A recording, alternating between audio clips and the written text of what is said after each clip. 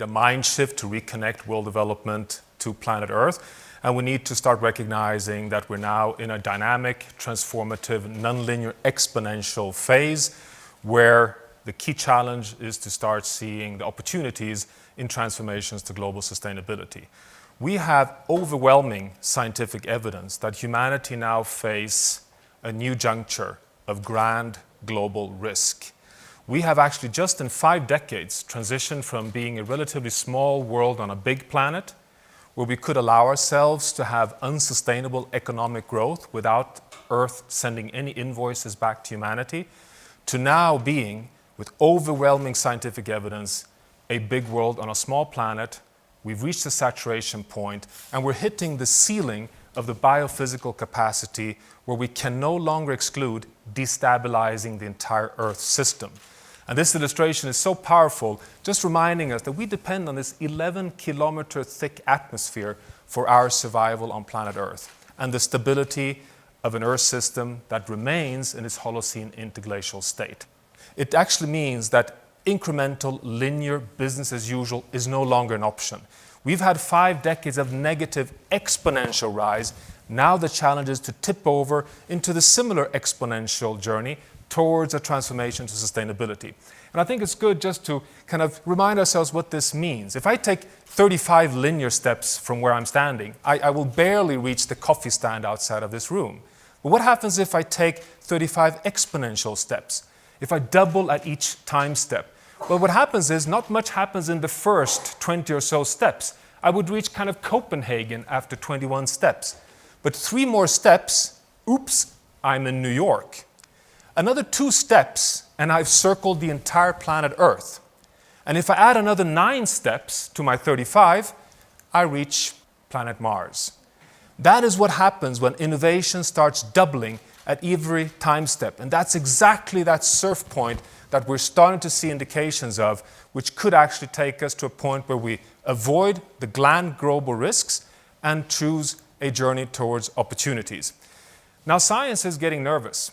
Seriously nervous, because we're starting to see destabilization of critical biomes that regulates the stability of the entire Earth system. You've all certainly followed what we heard just a few months back with the anomaly of a 20 degrees Celsius deviation of warming in the Arctic, which is something that was doubly worrying for science. One was, it was beyond the predictions. It was well outside what could be predicted in variability plus global environmental change. But also, and you see here the natural curves through the seasons of how the Arctic sea ice normally distributes itself. You see the lowest curve right here is the dramatic year 2012, which was a very nervous point. Actually, the entire Greenland ice sheet was a liquid surface which absorbed so much heat, it actually exceeded in terms of absorption of energy, because you know a white surface reflects back energy to space, meaning that our polar regions are cooling systems for the entire Earth system. But 2012, during 2 weeks, just the absorption of heat, because the entire Greenland ice sheet was a liquid, exceeded the annual energy consumption in the United States. Just talk of feedbacks when the Earth system starts really moving in the wrong direction. This deviation in October, November was something we'd never seen before. The ice was not reestablished as it should in winter. But the real nervousness in science was that this was, in one way, a surprise because it could not be predicted, but it was even more worrisome because we understand what's happening. We understand that it is the upwelling of an unprecedentedly warm ocean that takes up 96% of the heat caused by our emission of greenhouse gases. Talk of a resilient Earth system. We emit greenhouse gases for 150 years, and 95% of our debt is absorbed and hid under the carpet in the oceans, and it's now upwelling in the Arctic. We also know that the Arctic vortex that keeps the high-pressure cold air and the jet stream stable was opening up in a very wiggling way, releasing heat to southern latitudes and letting heat into the Arctic. Combine that with atmospheric warming, which, as you may recall, a 2-degree warming in the world means 5-degree warming in the Arctic. These things together led to this surprise, exponential early warning for humanity. These are the kind of destabilizations we're seeing across the world. But I can tell you, science gets even more worried when understanding what we depend on. So we have big changes occurring, but we now understand scientifically what's the state of the planet that we depend on to be successful as a world community? This comes from ice core data, and I think that this is the most important graph we have today. Because this is not the last 1 million years of us going in and out of ice ages in our 100,000 year Milankovitch cycle. No, this is the last 100,000 years. Why is this exciting? Well, because we have been modern humans on Earth for roughly 80,000 years. So we've had the same intellectual and physical capacity to develop civilizations as we know them today. During this period, the y-axis here is temperature variability, this is from the northern hemisphere, was, I can tell you, a jumpy ride indeed. You know, we were hunters and gatherers, we were a few million people, we were jumping between plus minus 10 degrees Celsius in a decade. We had a very rough time until we exit the last ice age and enter this last orange period you see here, which is this extraordinary, in Pope Francis' words, miraculously stable, interglacial geological epoch we all learned in school to call the Holocene. It is so stable, in fact, that the maximum temperature variability on Earth is plus minus 1 degree Celsius. 1 degree Celsius. And we barely enter the Holocene, and we do our most important invention of all. We go from hunters and gatherers to become farmers, and off we go in the civilizational journey as we know it. And this is, we know today, the most dramatic and simple message science has to humanity. The Holocene is the only state of planet Earth, the only equilibrium state we know that can support our modern world.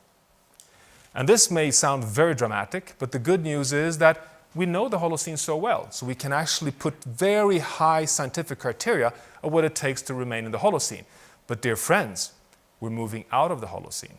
We have a journey which is taking us to a new geological epoch. And this journey starts in 1750 with the Industrial Revolution. It starts with James Watt inventing the coal-fired steam engine in the United Kingdom. It is the takeoff point of the Industrial Revolution. It's a point that occurs with industrialization, railway, infrastructure, and we rapidly colonize the entire planet. But we're still just having very incremental impacts on the Earth system. On the y-axis here you have our impacts on carbon dioxide, biodiversity, sulfur emissions, overfishing, all the parameters you may think of. We come to the end of the 19th century here, and Fleming invents penicillin, which creates longevity, and we go from 1 billion towards the population growth we know. We come to 1900 here, and the Haber-Bosch process is invented, allowing ourselves to produce modern food that can actually feed a much larger population. But we're still at this linear phase until we come to the 1955 branch point. And that is, dear friends, when science today stipulates that this is when we enter the moment of the great acceleration. We're 3 billion people, 10 years after the Second World War, and off we go in an exponential rise of our pressures on the Earth system. We start overusing biodiversity, deforesting, emptying oceans to 60% today. We have emission of greenhouse gases that just concentrates more and more. We see Arctic ice sea loss. The warnings come already in 1962 with Rachel Carson's famous Silent Spring, warning us that if we continue in this way, we cannot exclude negative impacts for humanity. The Club of Rome comes 72, warning that by 2020, 2030, we could go in the wrong direction. The warnings came early, but we continue on the exponential journey. And it is in 1990 that we start seeing the first evidence of invoices being sent back. So it seems like our unsustainable journey worked up until the late 1980s. But the collapse of cod fisheries out of Newfoundland, we crossed 350 ppm in carbon dioxide concentrations. We see accelerated ice melt. We see the first signs of large-scale acidification and bleaching events in coral reefs. So it is in the last 2-3 decades when we've reached the saturation point. And today, we have overwhelming evidence that these myriad of hockey sticks results in us being able, scientifically, to welcome humanity to the Anthropocene. We are in a new geological epoch. We are now the dominating force of change on planet Earth. We exceed the forces of the sun or of volcanic eruptions. We are in the driving seat. In fact, the big question then is, well, if we're punching the Earth so hard, what's the response? Well, as long as the Earth system is resilient, the response is linear, and so it was up until 1990. But today, what you see on this map is the scientific evidence of the tipping points that we can induce in the Anthropocene in the saturation state. We now have ample evidence that Earth is not responding linearly. Long periods of incremental change, as long as oceans and forests and the climate is strong, can be incremental. But then as we weaken the system, suddenly a small incremental change can lead to abrupt, irreversible, and potentially disastrous shifts. Here you have the latest map of the different tipping points we can foresee. The key here is it's not only the risk of destabilizing the Greenland ice sheet or the West Antarctic ice shelf, it's also the risk of tipping over the Amazon rainforest to savannas. It's the risk of losing the monsoon rainfall systems because of destabilizing the interconnectivity between the different components of the Earth system. To put it simple, we all depend, irrespective of where we live, in what economy or what business we depend on the functioning of every biome on planet Earth to avoid tipping points that could take us in the wrong direction.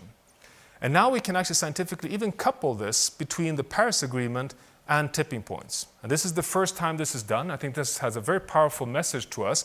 So what you see here is the last 20,000 years of the 100,000 cycle I showed you earlier. We exit the last ice age right here, 20,000 years ago. You see it's minus 3 degrees Celsius on Earth. Just a few degrees lower is an ice age. We come out of the last glacial, and then we enter this extraordinarily stable Holocene period. And then here we are today, starting to warm the planet. What you see here is the Paris Agreement. It is about staying under 2 degrees Celsius warming compared to the pre-industrial level, aiming for 1.5 degrees. What you see is that even if we succeed with Paris, it's above the maximum range for the Holocene.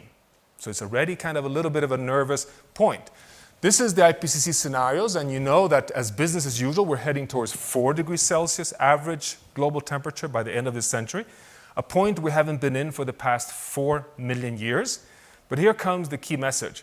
This is when you overlay the risk of tipping points. And what you see here in the bars in red is the uncertainty range in science. And then you see the different systems at what temperature we may induce tipping points. And I'll just kind of focus in on this range of systems that actually are within the Paris Agreement. So what you see here is that even if we deliver on Paris, we cannot exclude losing the coral reefs on planet Earth. And we saw evidence last year with the remarkable El Niño event of a 90% bleaching even in the Australian Barrier Reef, which was totally saved in the 1998 El Niño event. You see what is at risk at the Arctic sea ice. We cannot exclude losing the system even at 2 degrees Celsius. And even the West Antarctic ice shelf and Greenland are in that risk zone. And the key point here, dear friends, is that it's not as if we lose it, it's gone. No, the key point is that we may push on buttons that would irreversibly commit us to lose the systems. It might be 1 century, it might be 3 centuries, but we cannot do anything about it. Earth goes from a friend to a foe and takes over. And that is why it's so important for exponential transitions. We must now understand that we are this fundamental force of change on planet Earth. It's so fundamental, in fact, that here I'm just sharing with you ongoing research on what I would argue is the most fundamental science question we're facing today. Over the last 50 years, we've actually exponentially moved in the wrong direction, exceeding where we've been for the past 10,000 years. But equally, we now know with very high degree of evidence that what we do over the next 50 years will determine our outcome for the next 10,000 years. So we are the generation right at that tipping point. We were alive in the exponential journey that took us here. We will probably be alive in the journey that will decide the outcome for the next 10,000 years. Because we know that the planet Earth can be in 3 types of equilibrium states. It can either take the cycle of glacial cycles, the 100,000 year cycle when we go into deep ice age. Temperatures go down, which means that the planet becomes whiter, reflects more heat into space, and gets self-reinforcing into an ice age. So that's critical, that feedbacks takes us into these big cycle. And then we have the little cycle here, which is the interglacial cycle, the cycle that has enabled us to thrive on planet Earth, the cycle that stays in the interglacial that has 2 caps of ice, keeping the temperature at this plus minus 1 degree Celsius. We're now trying to explore what's the ultimate planetary boundary level beyond which we risk going into the 3rd state, the only 3rd state we know, which is the hot state, that we would irreversibly push planet Earth to self-reinforced warming to an ice-free state. And unfortunately, we have so much evidence of the carbon dioxide and the heat in the oceans, of the carbon dioxide in biomass and soils, the methane in permafrost, the ice and its albedo effects, that we have the machinery for great change that could take us in the wrong direction. This, in my mind, is the biggest challenge we have, to stay in a manageable interglacial and to define, therefore, planetary boundaries. And science has done this to ask the question, what are the processes that determine the stability of the Earth system, and what can we scientifically define as boundaries within which we have a safe operating space, shown in green here, that allow us to remain in a manageable Holocene-like interglacial, to do the exponential journey in the right direction. This gives us a very interesting journey over time, because we started here with James Watt in the Industrial Revolution, being right at the center of the safe operating space. But already in the 1950s, we started off in the Great Acceleration. You see that we already at that point were kicking off the dangerous drive toward the sixth mass extinction of biodiversity loss.